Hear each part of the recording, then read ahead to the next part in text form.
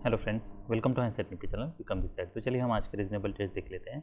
हमें कहाँ पे एंट्री लेनी थी और ट्रेड को कैसे मैनेज करना था। तो ये निफ्टी बैंक का चार्ट है। चार्ट दिख रहा है कॉम्प्लेक्स, पर एक्चुअल में कॉम्प्लेक्स है नहीं। देखिए, जब भी मार्केट साइडवेज होता है, हमें ये हमेशा याद रखना है कि ये हो सकता है कि मार्केट EMA से बहुत बार मार्केट ऊपर जाए, नीचे आए।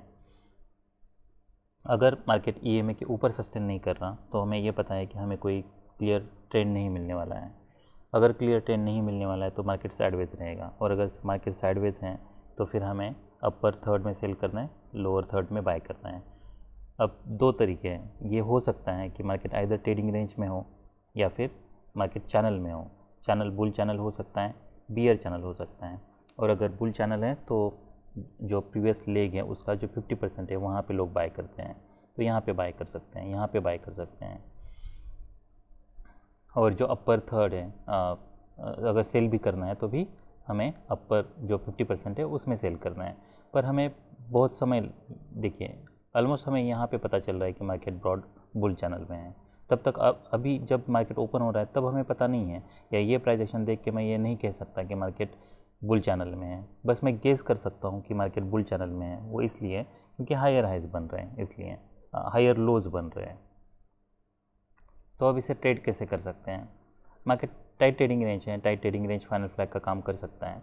जैसे मार्केट ओपन होता है और यहाँ पे नीचे आने लगता है तब भी हम यहाँ पे एक लिमिट ऑर्डर सेल ले सकते हैं। बस हम कुछ पॉइंट्स का स्टॉप लॉस लगा के, जैसे मार्केट क्लोज होता है, ये बार क्लोज होता है, हम सेल करने के लिए सोच सकते हैं। यहाँ पे रिस्क ज़्यादा है। रिस्क ज़्यादा मैं इसलिए बोल रहा हूँ क्योंकि ये बार जो है वो बार काफ़ी स्ट्रॉन्ग बार है। That bull bar is closing at its high. अगर आपको हाइयर प्रोबेबिलिटी चाहिए तो फिर हम यहाँ पे वेट कर सकते हैं। यहाँ पे कोई हमारा सेल नहीं बन रहा, यहाँ पे बायर्स हो सकते हैं। क्या मार्केट यहाँ पे सस्टेन कर रहा है? सस्टेन नहीं कर रहा। मार्केट यहाँ पे ब्रेक करता है, ब्रेक करने के बाद यहाँ से बायर्स आए थे। हो सकता है कि मार्केट यहाँ से फिर से बायर्स आए। ये कोई स्ट्रॉन्ग बियर बार्स नहीं है, हर बियर बार के नीचे वीक हैं। तो क्या हम यहाँ पे बाय कर सकते हैं? तो यहाँ पे ये लिमिट ऑर्डर बाय हो सकता है। तो यहाँ पे लिमिट ऑर्डर सेल करने की जगह पे वो भी हो सकता है, वो इसलिए क्योंकि ब्रेकआउट यहाँ पे फेल हो। पर यहाँ पे अब तक कोई डिसेंट सेल सिग्नल बार नहीं है, तो यहाँ पे रिस्क बहुत ज़्यादा है और कोई क्लियर ट्रेडिंग रेंज भी नहीं है, इसलिए यहाँ पे सेल करने में रिस्क ज़्यादा है। बेटर ये है कि हम यहाँ पे फिर बाय करने के लिए सोचें। तो यहाँ पे बाय करते तो इमीडिएटली हमें हम ऑप्शन का चार्ट भी देख लेते हैं साइड बाय साइड। तो हमारे लिए कंपैरेटिवली जो अच्छा सेल था वो ये था। यहाँ पे आप ये स्टॉप लॉस यूज़ कर सकते थे।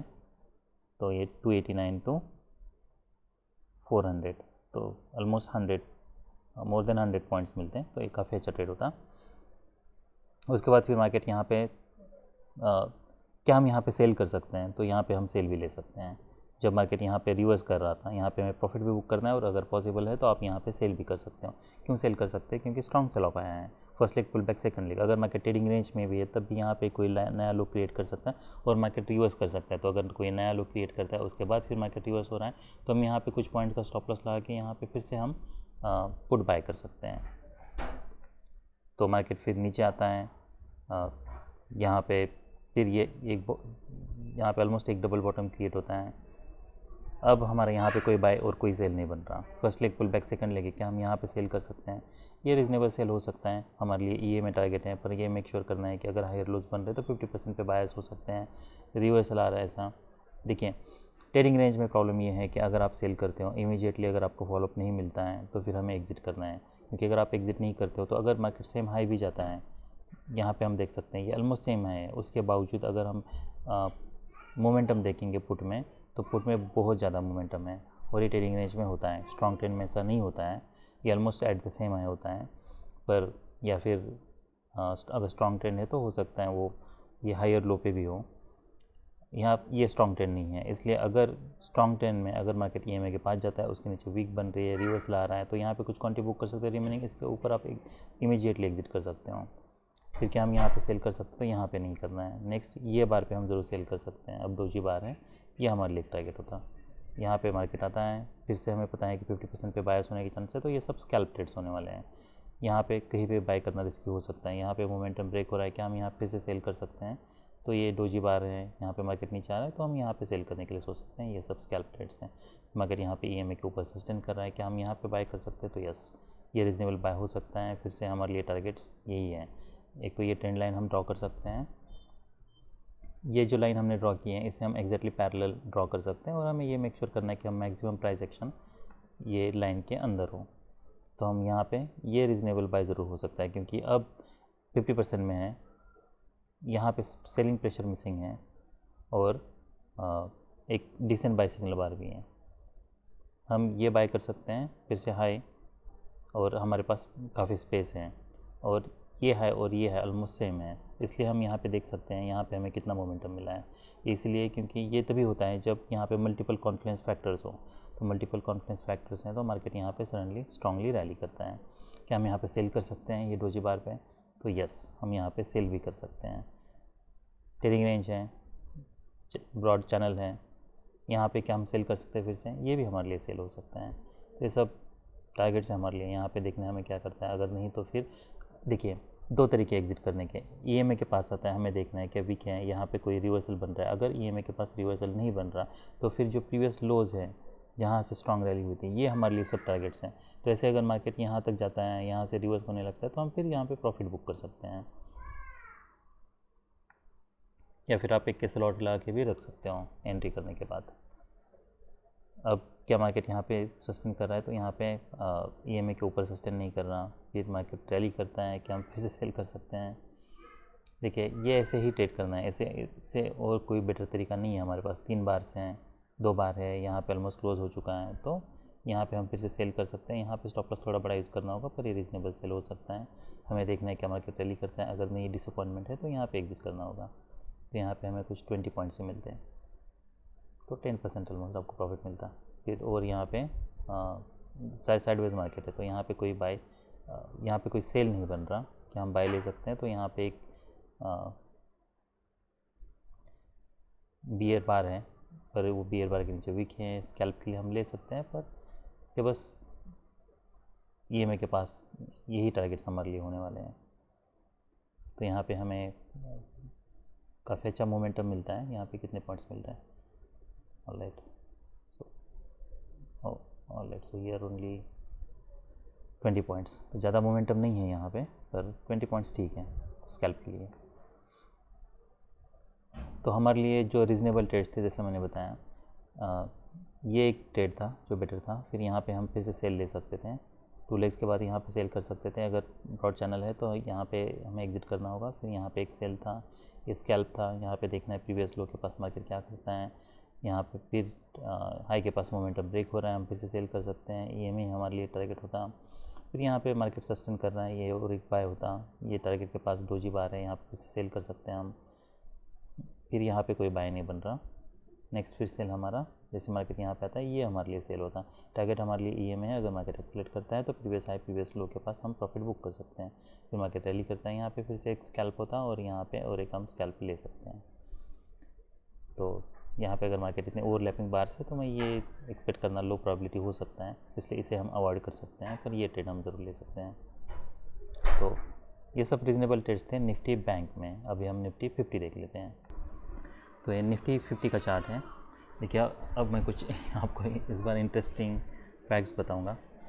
देखिए जैसे कहते हैं कि ये गेम साइकोलॉजी का है, तो इसलिए मैं कुछ मैं ऐसा सोचता हूँ कि कुछ भले सिनेरियो सेम हो, उसके बावजूद हमें इसे अलग अलग तरीके से ट्रेड करना है। अब अलग तरीके से क्यों ट्रेड करना है?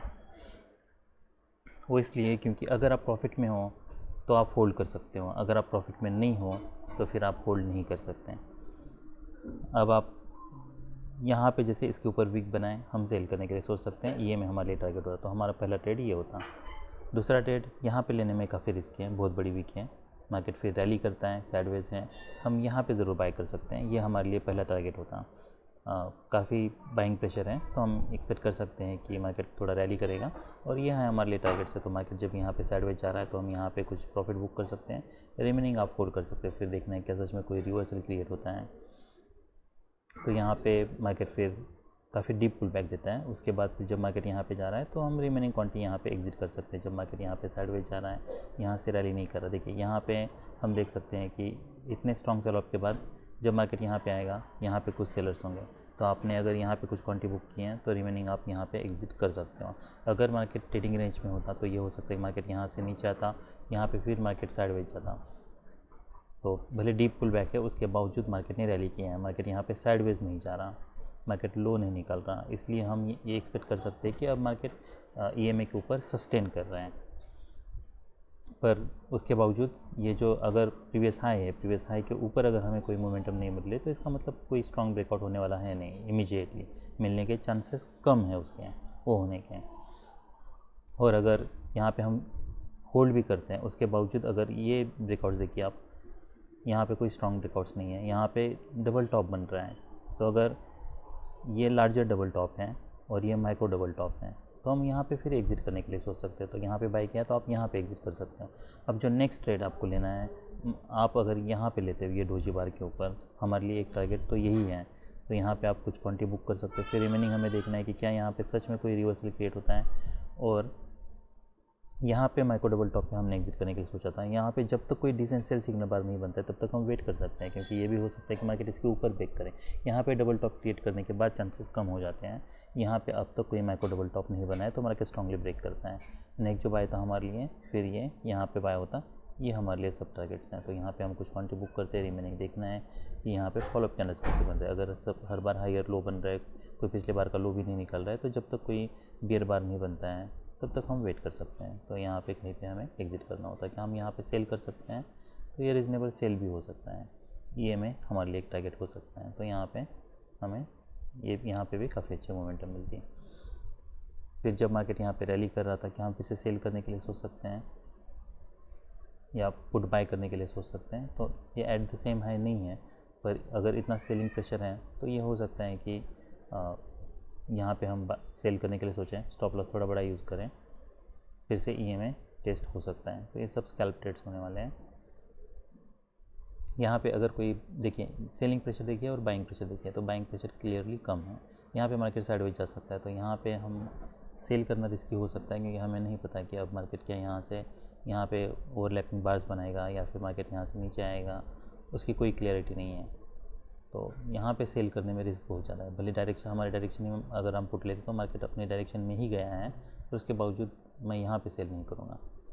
तो मेरे लिए रीज़नेबल सेल पहला ये होता, फिर नेक्स्ट सेल ये होता जो माइक्रो डबल टॉप पे हम एग्जिट करने के लिए सोच सकते थे, क्योंकि यहाँ पे हमें कोई क्लियर ब्रेकआउट नहीं मिल रहा। फिर यहाँ पे बाय होता, यहाँ पे हम कुछ क्वांटिटी बुक करते हैं। अगर आपका ये दूसरा ट्रेड है तो हम होल्ड कर सकते हैं यहाँ पे कुछ प्रॉफिट बुक करके, फिर हमें देखना है क्या यहाँ सच में कोई रिवर्सल आता है या ब्रेकआउट होता है। फिर नेक्स्ट ये बाय होता है, यहाँ पे एक टारगेट है, या फिर हम कुछ क्वांटिटी यहाँ पे बुक कर सकते हैं और रिमेनिंग हम होल्ड कर सकते हैं। देखना है कि मार्केट स्ट्रांगली ब्रेक करता है, तो मार्केट यहाँ पे स्ट्रांगली ब्रेक करता है, कोई जब तक क्लियर रिवर्सल पैटर्न नहीं बनता है तब तक। तो भले ऐसे डोजी बार्स बन रहे हैं, पर उसके बावजूद अगर हायर लोज बन रहे हैं, यहाँ पे अगर हायर लोज बन रहे हैं, मार्केट बुल चैनल में है, तो फिर हम एक्सपेक्ट कर सकते हैं कि ऑप्शन में भी हायर लोज बनेंगे। तो ऑप्शन में भी हमें अच्छी मोमेंटम मिलती है। ये तभी होता है जब मार्केट स्ट्रॉन्ग ट्रेंड में होता है। तो ये broad small pull back trend हम कह सकते हैं। क्यों कह सकते हैं? क्योंकि यहाँ पे गैप्स देखिए हैं, गैप्स बन रहे हैं, तो ट्रेंड काफ़ी स्ट्रॉन्ग है और पुल बैक्स स्मॉल है। तो ये सब रीजनेबल ट्रेड्स थे निफ्टी 50 में। अभी हम फिर निफ्टी देख लेते हैं, क्योंकि आज उसकी एक्सपायरी थी। तो ये फिर निफ्टी का चार्ट है। तो फिर निफ्टी के चार्ट में और बैंक निफ्टी के चार्ट में ज़्यादा मेजर डिफरेंस नहीं है। हम जैसा बैंक निफ्टी में मैंने सेल करने के लिए कहा था, यहाँ पे हम सेल कर सकते हैं। फिर नेक्स्ट जब मार्केट यहाँ से रिवर्स कर रहा था तो यहाँ पे हम बाई भी कर सकते हैं। ये भी काफ़ी अच्छे ट्रेड्स होते हैं आज ये।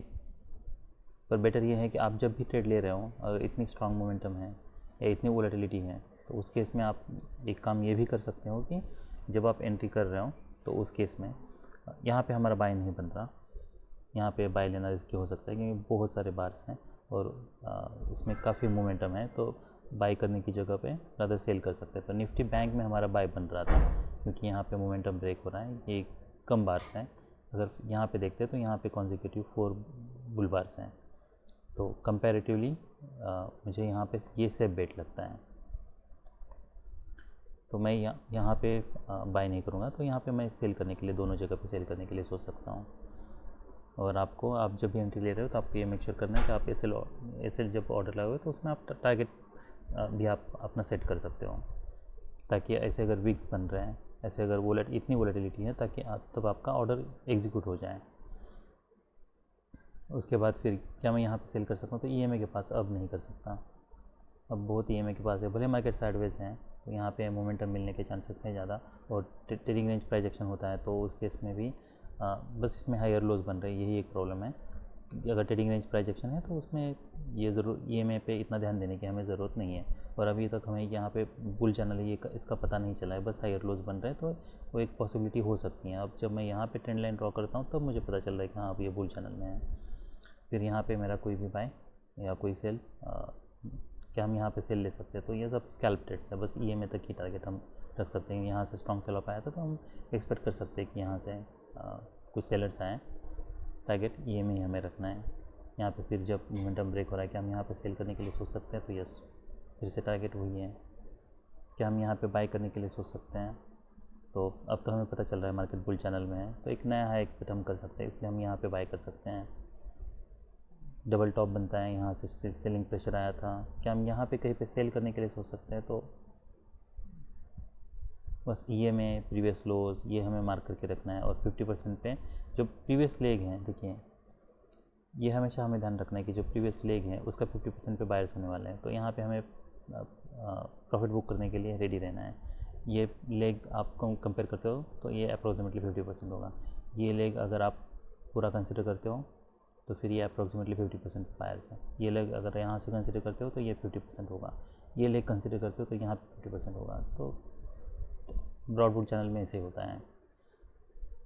यहाँ पे डबल टॉप बन रहा है कि हम यहाँ पे से सेल करने के लिए सोच सकते हैं, तो ये first leg pull back, second leg है तो ये फिर से लो टेस्ट हो सकते हैं, तो हम यहाँ पे फिर से सेल कर सकते हैं।